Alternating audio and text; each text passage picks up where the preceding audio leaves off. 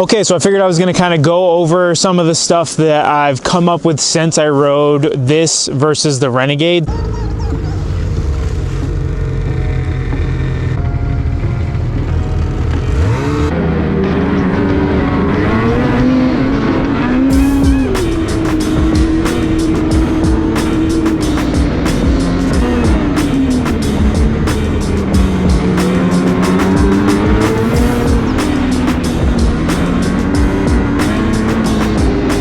Before we jump into the video, I just wanted to say both of these are absolutely awesome sleds, and if you're thinking about buying either one, you definitely can't go wrong.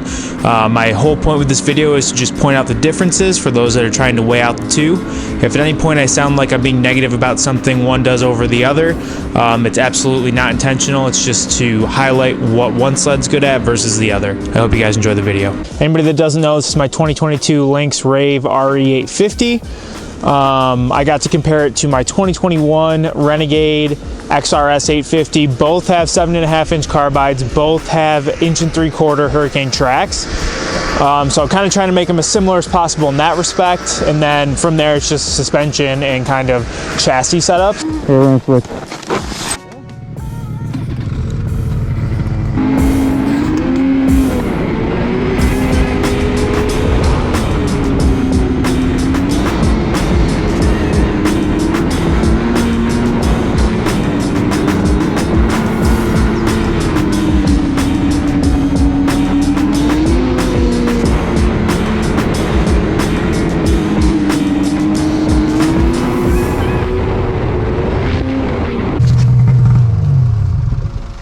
So what were your initial impressions? It's definitely fun, but definitely scary. It's like, way... you have to like crack, you have to snap it a lot. Yeah, I feel like this is just a scalpel and that's a chainsaw. I was gonna say like this is like a bullet. Yeah. It's just like so fast, yeah. so quick, whereas that one's more like, it's like, I don't know, it's just, it's definitely, I can see why you would like this more. Yeah. Because it's definitely more fun and challenging. I will say though, like in my genuine opinion for what we're doing today, I feel like this is the better sled. Oh, for sure. Yeah. But if you want to challenge while you're just riding trail. Yeah. I really like these panels a lot more though. Right. I like that when Cause you really can get your knees in there. yeah, like cause like you're here when you're chilling, but then when you want to lean, you can get way forward on the panel. Whereas on that one, your legs are spread so far apart, you can't really do it. This kind of reminds me of the Riot. Yeah, it's very, very thick. The front, yeah. So like I was saying to Kevin back there, the sled's just so planted. It's very good for these flat groomed trails. You don't really get that on throttle weight transfer, which is very like assault-esque, and that's kind of what's going on the Lynx.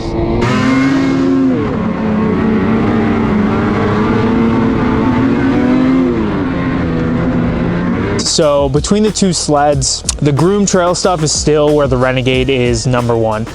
It's very hard to compete with that sled. It handles like it's on rails. When you get on the Lynx, you have to move around a lot more, especially on tight, flat trails. If you get on kind of longer straightaways, big sweeper turns, it's not that hard to ride this sled fast. And even in general, on the tighter flat trails, it's not that hard to ride this sled fast. It's just different, and you have to move around a lot more. I have 7.5-inch shapers on both sleds, and I will say there's a lot more confidence, even with probably 600 miles on these shapers, compared to the turn-in on the Lynx. Obviously, if I pulled in the front limiter strap, that would kind of help a lot of that, but I don't want to like take away the playfulness. That's why I bought the sled. So, you know, I'm kind of trying to learn that balancing act. Kind of the first thing you realize when you go between the two sleds, there's a whole lot more sled between your legs when you're on the Lynx than there is when you're on the G4. On the G4, it's thicker through this section here, but after that, it's a lot thinner through the panels, so you're kind of able to slide forward, especially under braking, and get yourself farther forward on the sled and get more inside ski pressure. On this, it's more of a slide sideways than forward.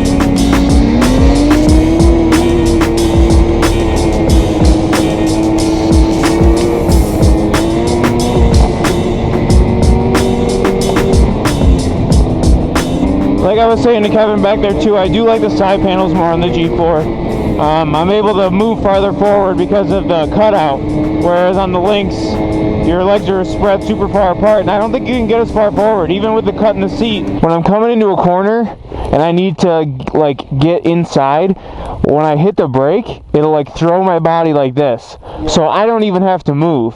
Whereas on this one, with the you just have to work the whole time. yeah, and you can't really do that on it because you're already here, and what you actually need to do to get more to the inside is shift sideways. Yeah, like you're not shifting forward, you're shifting sideways. I have to like, I just have to put the toe up. Right? Yeah, and I noticed that too.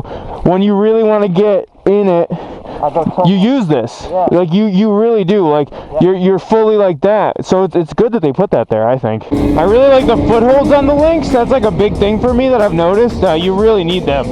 When you're trying to keep the inside ski down, you can really like push your foot on the outside of that foothold, and it helps you kind of like rail the turn.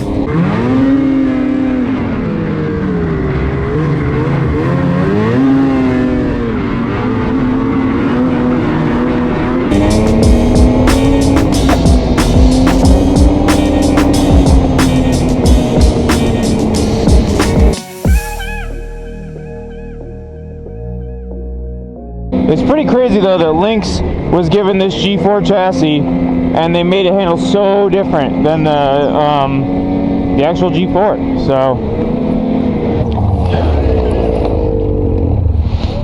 Kind of stop you guys behind someone for a little bit. yeah.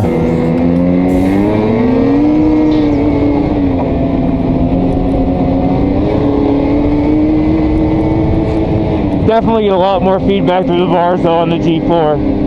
On the Lynx, it's got that kind of like neutralness of almost like a Polaris.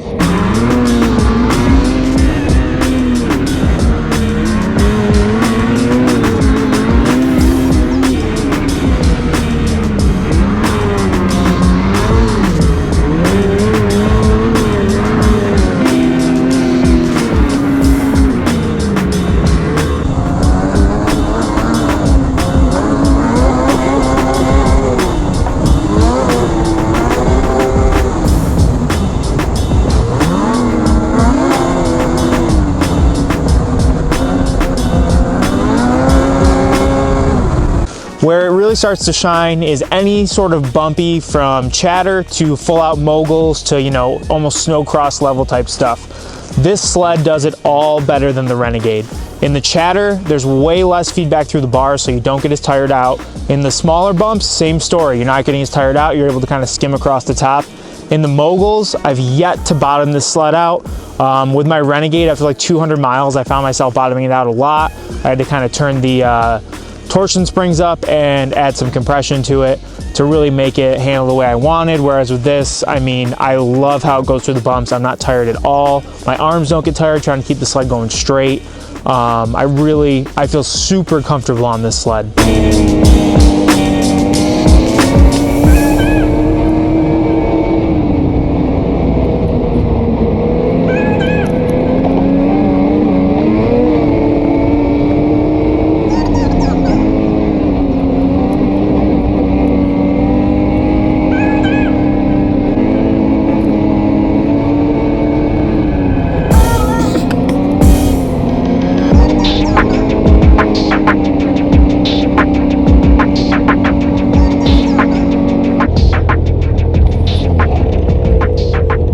Right there. Shit. I thought I'd have to wait for you a little bit. Dude, once you figure out how to ride this thing, it's a monster. But I agree with you. For how much you need to lean on this sled, yeah, not that comfortable. I would say first 5 minutes, 10 minutes, it's definitely a little different. Like halfway through it, I'm just like, this thing's awesome. Right? It really just started to roll. There's no way, if I had the money, you buy this sled. Yeah, it's a fun sled. So just to cover some of the main topics that come up whenever I hear people talking about a Lynx. Number one, do I think it's too stiff? No. I have mine pretty much set dead center in the middle. I know I could go softer and I know I could go stiffer. I'm not bottoming it out, and I don't find it uncomfortably stiff or anything like that. If you're someone who's looking for the ultimate in plushness, you know, maybe there are better options out there with how certain sleds are valved, but if you're kind of one of those middle of the road guys, I think there's plenty of adjustment on both ends to make this sled softer or stiffer to fit however you want to ride. Do I think the uncoupled skid is uncontrollable on trail? No. There's absolutely no doubt it's a lot different than a coupled Renegade, but as long as you're willing to ride a little bit different and you're open to kind of making a little bit more of bumpy trails and possibly sacrificing a little bit on the groomed trails, I don't think the sled's going to disappoint you at all.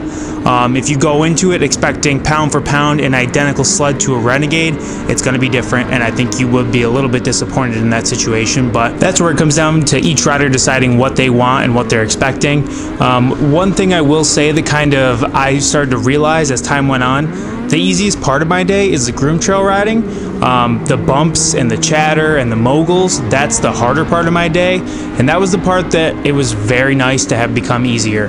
Riding the Lynx through moguls, through chatter, through bumps is way easier in my opinion than the way at least I had my Renegade set up, but for what I was experiencing with these sleds relatively stock, it improves the hard part of my day. Going through the bumps, being able to pound through the moguls is a big improvement on the Lynx. So finally, what should you choose? I know it's going to be a big year because there's the new Gen 5 in the Renegade and the Lynx is kind of unchanged. That's where it really comes down to each rider.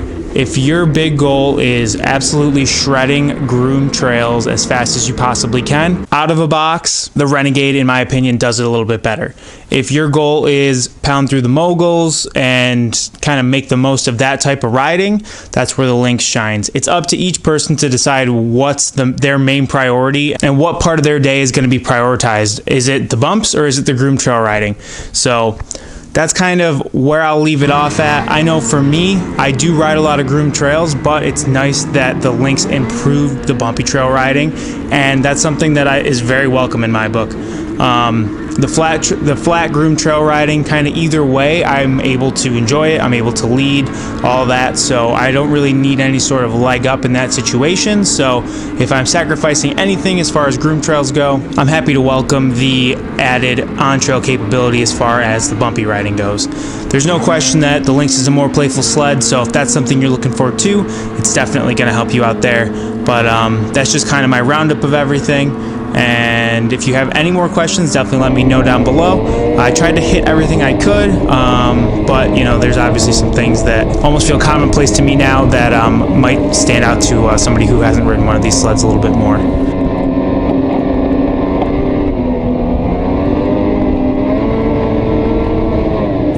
I honestly think even in the chatter, this sled is better than the G4, but the G4 on a flat trail is absolutely better than this sled.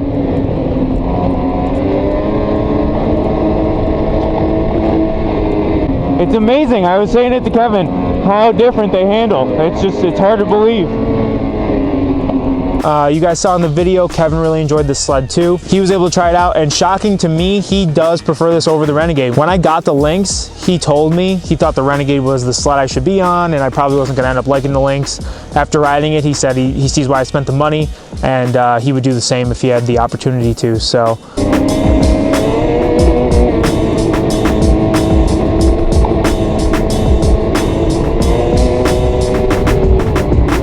You're definitely seated lower on this one. Yeah, the angle is really intense on this seat, I think. Yeah. It feels like, because you end up sitting here a lot of the time, and this part's really low, whereas if you were back here, it's up higher, but...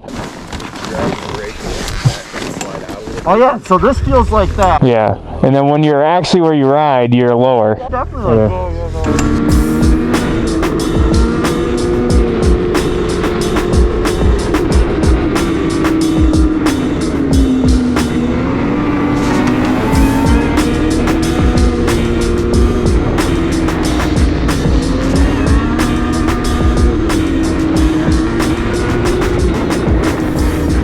So on that note, I'll kind of wrap it all up as far as all the sleds I've owned. Up until this point, the Assault was my favorite sled. I haven't owned one since 2020.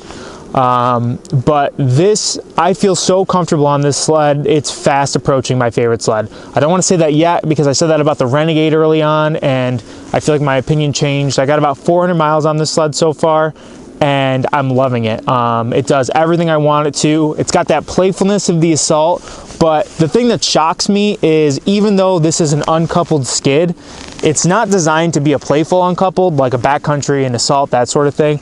It really is designed to just bash through moguls and make the most of a bumpy trail. When I first heard they were using uncoupled tech to try to make this a better big bump sled, I was pretty skeptical. I thought, yeah, it might be a little bit better, but in general, it's probably just gonna handle like an assault or handle like a backcountry and maybe add a little bit more big bump performance. But really, when you get off trail, it does a plenty good job, better than a Renegade, but it's not an assault. It's not as like light on its feet.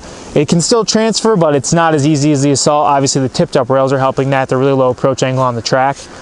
But then when you get on trail, I mean, it's mind blowing. You don't get those harsh hits like you get on the assault.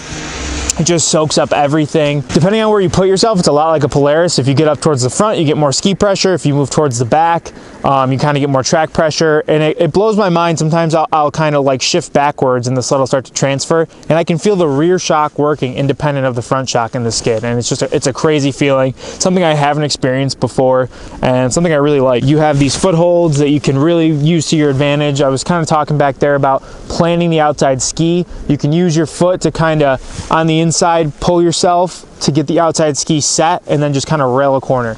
You know, you have this different seat that allows you to move more inside than on a Renegade. Not as far forward like I've said before, but you can definitely move more inside. They come with the shorter risers. It's really great at what it does and I'm super happy with it. I look forward to definitely developing more of an opinion, kind of getting them more off trail. So far, I've really only been in really light lake effect snow with it, and in that, it didn't feel as playful as like an assault, but it's probably like the second most playful sled I've owned compared to an assault. I would say it's more playful than a Renegade, more playful than even the Riot. So in that respect, I'm really happy, especially with the on-trail performance I've picked up. If you're kind of looking for that little bit more playfulness than the Renegade can give you, this is a great option. If you like your Renegade a lot and you really prefer all the things it can do, probably a good idea to stick with it. But this gave me that little bit extra I was looking for when I was riding the Renegade, and still has a lot of trail performance, which is a big thing because I'm probably trail riding 70% of the time. So that's kind of my early season review and my review compared to the Renegade. Thank you guys for watching, and I look forward to the next one.